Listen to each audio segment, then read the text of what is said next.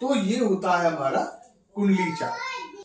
अब कुंडली चार्ट में दिखने वाला ये जो खाने हैं, खाना, ये खाना है, ये खाना है, ये है, तो ये दिखने वाले जो खाने हैं, ठीक है, इनको कहते हैं भाव।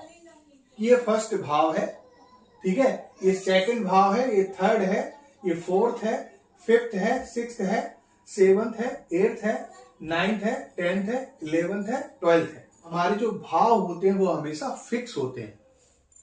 फर्स्ट हाउस हमेशा यही फर्स्ट हाउस होगा, सेकंड हमेशा यही सेकंड हाउस होगा, ठीक है, फोर्थ हाउस हमेशा यही होगा, सेवंथ हमेशा यही होगा, 10th हाउस हमेशा यही होगा। और मूव क्या होता है? मूव राशियां और ग्रह होते हैं।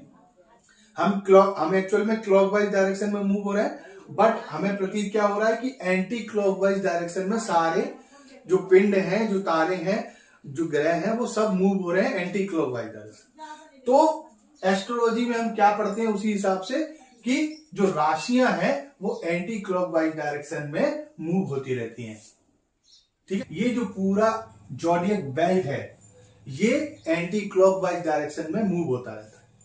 अब मान लीजिए कि वृषभ लग्न में जन्म हुआ है बच्चे का, ठीक है, तो अब जब वृषभ लग्न में जन्म हुआ है तो यहाँ पे 2 आएगा, तो 2 आएगा तो उसी हिसाब से एंटी क्लॉकवाइज हम आगे बढ़ते जाएंगे। 2 आएगा तो 3 आएगा यहाँ पे, फिर 4, 5, 6, 7, 8, 9, 10, 11, 12, 1।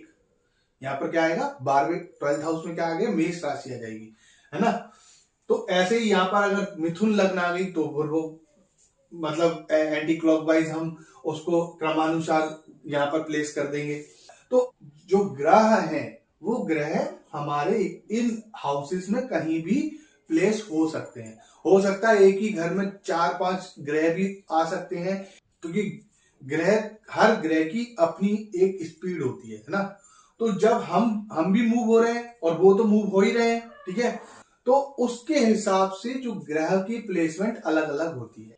ये जो फर्स्ट है, फोर्थ है, 7th है और 10th है, इनको हम केंद्र भाव कहते हैं। और जो फर्स्ट इसमें भी आ रहा है, ठीक है, तो फर्स्ट हाउस, 5th हाउस और 9th हाउस, ठीक है, ये हमारे त्रिकोण भाव होते हैं। उसी हिसाब से 6, 8, 12, है ना, 6, 8, 12 हमारे कुंडली में सबसे खराब ग्रह माने जाते हैं।